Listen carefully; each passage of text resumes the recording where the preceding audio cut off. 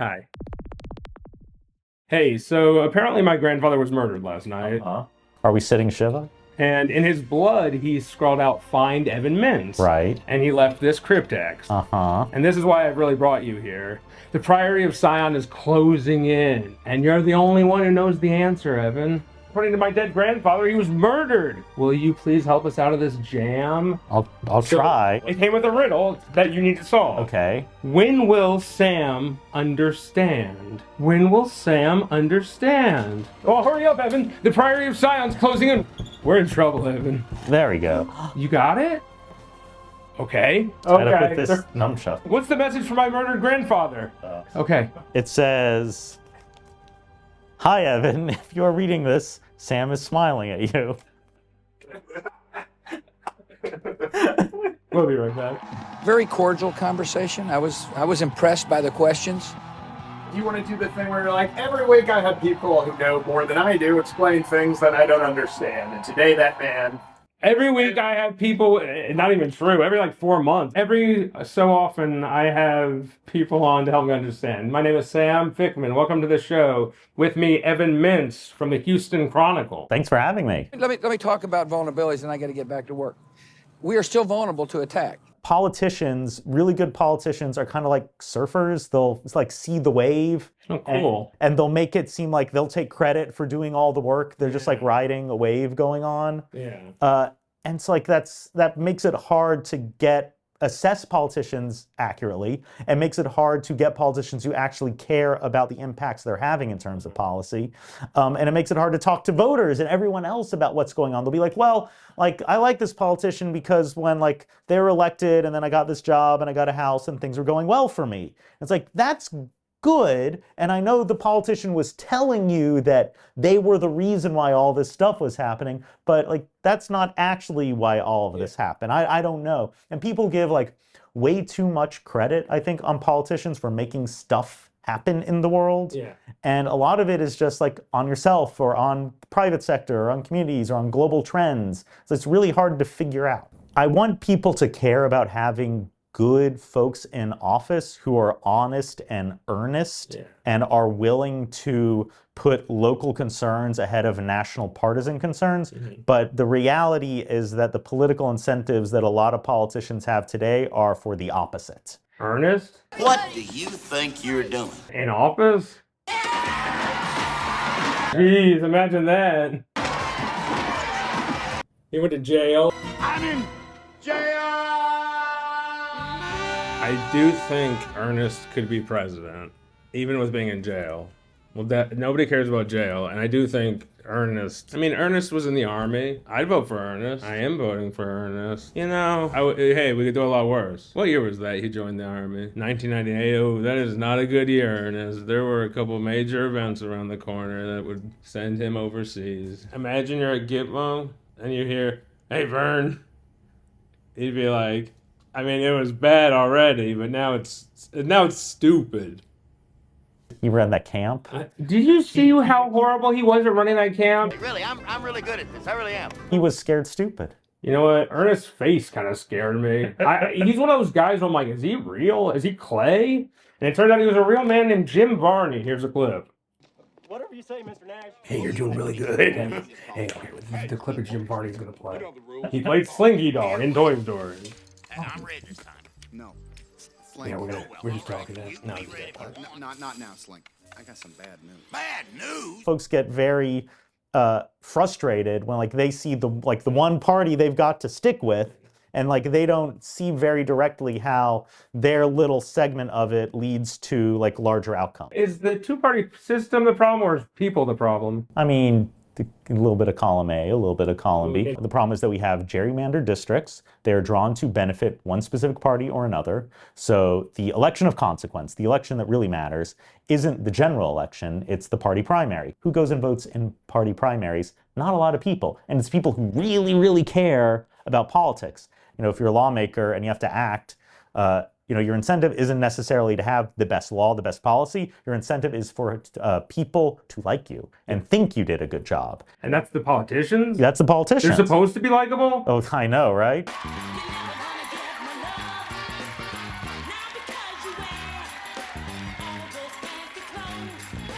the Democrat side that my values, they serve more of my values. So I go there. But then I find that the Democratic politicians do things that are so cringy and alienating that it turns people off for dumb reasons. Yes. Like people go like, that was cringy when she did that with hot sauce. I'm a Republican now. Look, I don't think Dancing with Ellen is cool, but I do think I can overlook the cringiness. Right. People can't. That's not how most people interact with the world around them, you know? People don't spend a lot of their time looking at like deep policy issues. They get the sense of people, of individuals. You know, we evolved from a bunch of like pack animals living in our tribes. How do I know how the world works? Like, well, like this person told me, and like I trust them because we all live together.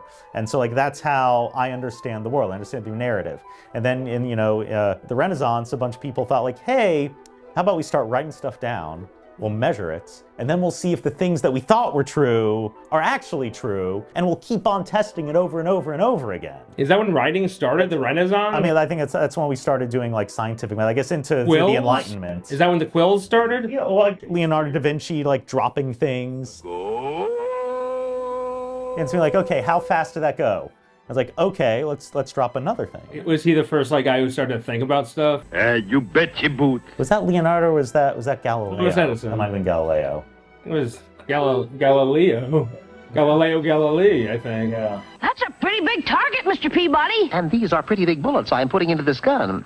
I think there's a very interesting theory that I'm spreading that William Shakespeare was actually fat. Really? Yeah. And that all the depictions of Shakespeare are lies. And I see him right now as like Dom DeLuise. Yes, you should. And it is true. He was actually a portly man. They only portray them with that little angled thing. But he was actually a kind of fat guy. I mean, I hate to break it to everyone, but this is probably what Shakespeare looked like and acted like and carried himself like. I mean, Rick and Morty, Romeo and Juliet, it's all just names.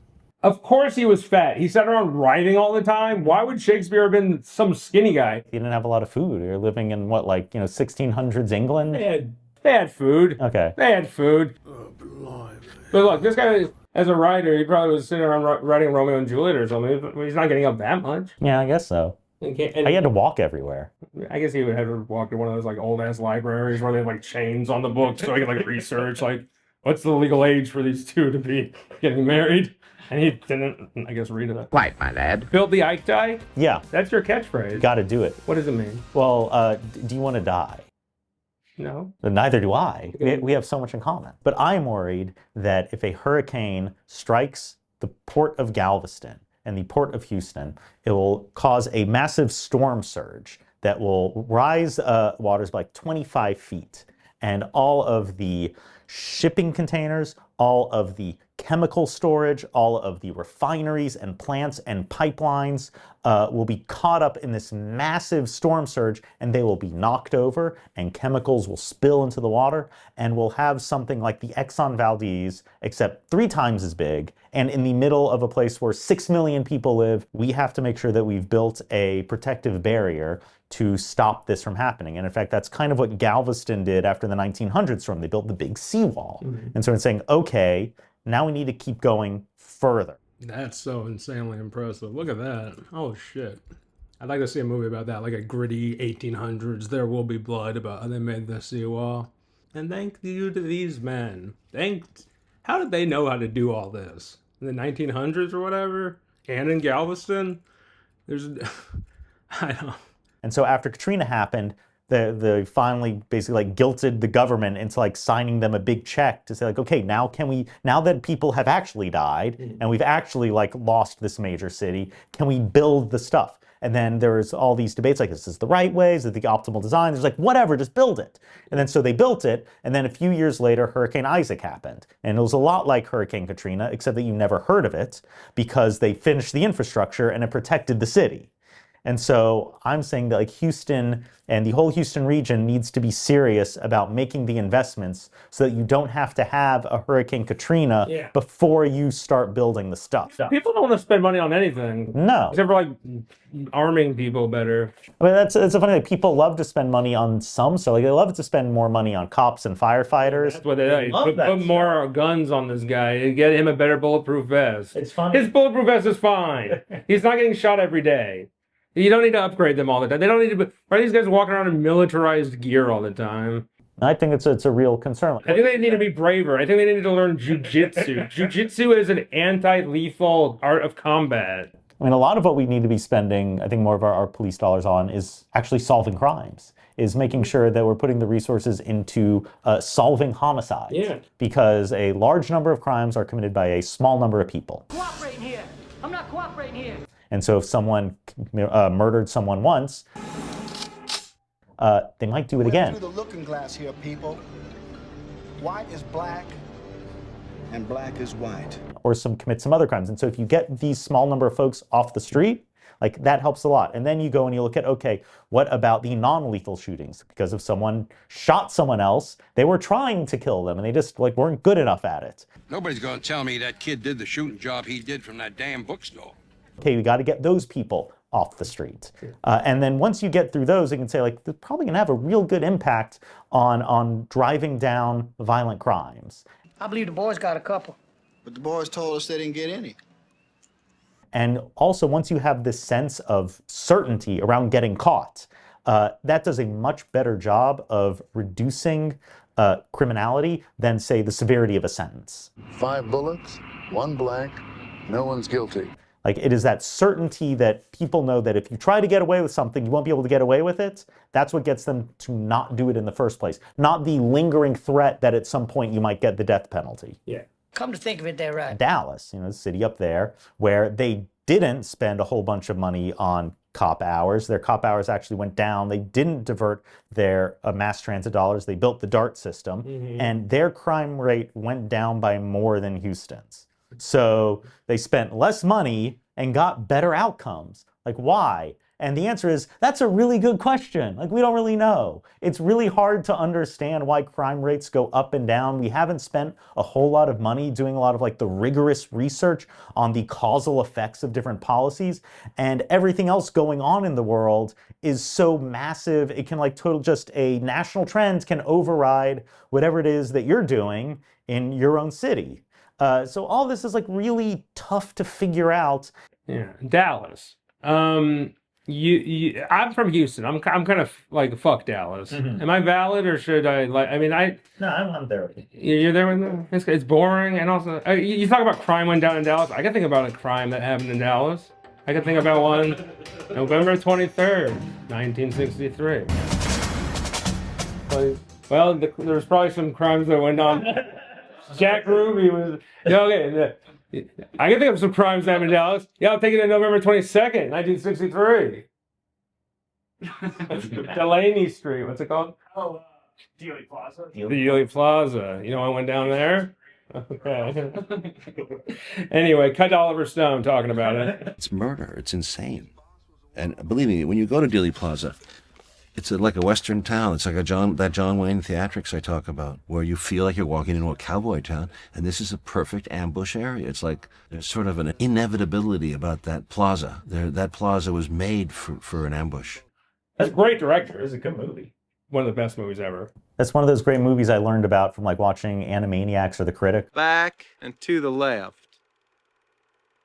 Back and to the left. And I'll be like, I don't know what back and to the left means or why they're saying it like 20 times in a row. Yeah. But one day I will. One day I'll know why this is funny. I have the DVDs. You have the DVDs? I can run them for you. I think I have the DVDs too. I had to get them. Of course you had to get them. They put us in this thing. Back and to the left. And so as we spend more and more money on like constables in Harris County, like they just kind of do neighborhood patrols. It would be a whole lot smarter to say, we're going to spend a whole lot more money on HPD and the sheriff's department to help them solve murders. And like on the forensics labs, they can speed up testing on guns and DNA. But like there's not a lot of like political... They never want to give the money to the nerds. They don't want to give the money to the nerds. They want to give the money to the tough guys because it's cooler. Well, and like if you live in, the Harris County region, you probably like interact with your constable Yes. a whole lot more. He's British. He spins a little thing. He's like, "Hello, Sam." I'm like, he's like, "Staying out of trouble." I'm like, "Yes." Yeah, but I'm not. No, but that's what it's like. Most people, their crime problems that they face, like someone stole your Amazon package. They're like someone, was on the street, and I don't think they should have been there. Yeah. And like that's what the constables do. They do with like those things. Yeah. you're not going to see like the HPD homicide detective doing the work to solve like a murder in some part of town like you never really went to, and maybe like you're not like lingeringly aware of the murder that happened. Yeah. But that is like really where to put a lot of like the smart dollars if you're really focused on like building public safety. What is the Houston Chronicle's official opinion on who Jack the Ripper was? No, didn't exist. It was multiple people who killed multiple women, and just the narrative was strung out of that. Whoa. And with that, I've solved my greatest mystery. I've been hunting that motherfucker down for years, so I shouldn't have been bothering. There's a bunch of people, and they're probably dead by now. It's all good. Evan Mintz, thank you so much, dude. I so really appreciate you coming here. Thank you so much, Evan. There's a few more things before we wrap up. The Wayback Machine's all warmed up, Mr. Peabody. So are we, Sherman. Things to come with Evan Mintz. Welcome to Things to Come, where we take a look at the future, and I ask you, what do you think is going to happen in the future? Okay. Specific years, though, in the future. Oh, okay. Okay, so what are we in right now? 2025. Yep. What do you think Houston's going to be like in, so like 2 years from now, 2027? 2027? Yeah, 2 years from now. Slightly hotter. All right, slightly hotter. I think the Texans will still not be good. I'm sorry. I just like Ryan. Okay, so let's jump a little further. Let's go 400 years in the future. Let's just go take the time machine to the year 2475, specifically that one. What's going to be going on in the year 2475? I think that the fallen San Jacinto Monument will become a tourist attraction for people hoping to see like the ruins of old Houston after like light levels of seawater rise from climate change. Houston might be more interesting as ruins. Yeah. No, wait, that's it. That's not it. I saw like Bang. Houston will be only more interesting at the ruins. Let's go even farther than that. Okay. I specifically, like almost without the year 3218. This part in the Time Machine Guy Pearce movie is so cool. I love this. But the problem with this movie is he goes to this cool future where it's fun with this beautiful woman, and then he goes to the boring future. He skips to the boring future. Like, yeah, this is just as fun. I don't want to hang out here. Go back to that woman was beautiful. On the bike, and the moon's falling apart. Stay there. That's the fun movie. Don't go to boring future. The year 3218. Things to come with Evan Mintz. The year 3218. What's going to be happening in Houston in the year 3218? Finally finished freeway construction, am I right? There's no question from eyewitnesses that Lyndon Johnson had an overriding interest in the case right away, and was very much on top of it and wanted to know where Dallas was in the investigation. What are some of the stories you've covered, articles you've written that are the ones you're most proud of? What are some of the ones you've covered that you're the most proud of? I mean, that's an interesting question, because the things that like sometimes I'm the most proud of and the things that get the awards or the things that have the most impact are like very different things. Yeah. But I guess one of the things that I really enjoy having written the most was the thing I didn't write for the Chronicle, I wrote for Texas Monthly. And it was talking about why Austin is a bad place to live and everyone who is there should move to Houston instead. Yes. And it was provocative, but it was sort of fun, and I felt like that it pierced some of the narratives going on around Austin. Yeah. And kind of, Austin has this reputation of being such this great, hip, cool, fun place to live, and maybe that's like was true or is true if you were young. But as you get older, it's like, okay, like what are the things I can do in a city? Are the restaurants good? Are there professional sports? Are there like good arts? Can I afford to own a home there? Or is it just the Indeed.com building staring at you with all your resumes like a haunting monolith? You know, they got the Indeed.com building. It's huge. It's humongous. And you walk down 6th Street and there it is. And you're like, I have so many resumes in that building. I don't know if they're looking at them. Austin used to be cooler. And I find, I've kind of gotten into this. I mean, maybe I'm a rebel. I am brave. Went over that. I'm a bit fuck Austin right now. I'm pro Houston, and we don't have to keep. We can edit this out because we probably don't want to say fuck a city, but maybe I'll beep it. Fuck. So it's come to this. You gotta. You're saying filter through it, but how do you when it's also terrifying? It's the hand I've been dealt, and I have to play it as it lays. I mean, I'd say find the things that you care about.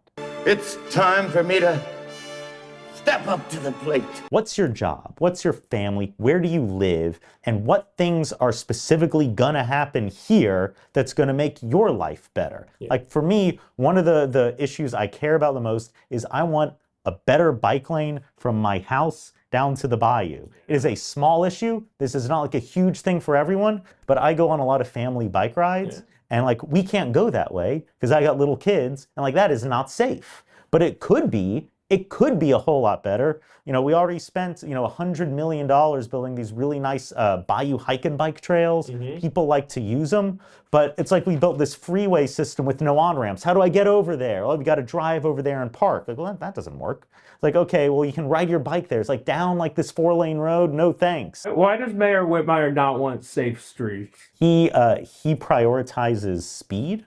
He doesn't, and he worries that building narrower lanes, building bike infrastructure is going to slow down traffic for commuters and it's going to hurt the local economy, and it's that a lot of this pro-road safety stuff is really just like a giveaway to bike folks to make life better for them and not everyone else. Is it just like this tough guy shit? We're like, get a car, get off the bike. I think that he's got a lot of nostalgia. Oh my I think God. that Hope you understand, I wasn't there 50 years because I didn't represent the public interest. You hope I understand, buddy. I got a whole hat for about how I don't understand nothing.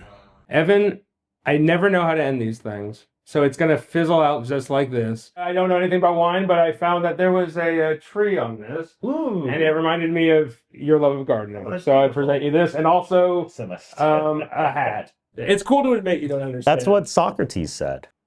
Socrates. That's what Sam said. Socrates probably would have had a podcast, and it probably would have been very visual. Oh my God, he would have had a podcast. He'd been annoying. I'm annoying. Hey, well, no, I'm brave. It's all good. Evan Mintz, thank you so much, dude. I so really appreciate you coming here. If there's anything else you want to say, or please subscribe to your local newspaper. The Houston Chronicle. Tell us what's going on with the Houston Chronicle. You should subscribe to the Houston Chronicle. You can get it in print 7 days a week or on Sundays. And also digital subscription is absolutely worthwhile if you want to know what is going on in your city, where you live. What does it end with -30? What is that? Oh, what, is that y'all? Is that you? We don't do that anymore. What was that? Well, it was, what I heard it was like a Western Union thing that like in their weird like telegraph code, like 30 meant like end. And so, and you were like sending in like a publication, like something that you wrote, you would show that like this is the end of it by putting in the 30. Started in the West, and that carries over all the way to probably like the 90s. You're saying they don't do it anymore? No, it's all digital. But see, this is the thing. These men want to be the cowboys still. That's why they kept that 30 thing. Because these guys, they're just masculine, and you want to be the tough guy. That's why I wear the bow tie. Sorry, crying. Johnny Cash, that's why I wear the black. I wear the bow tie because like newspaper editors, like you'd be out there like with the printing press.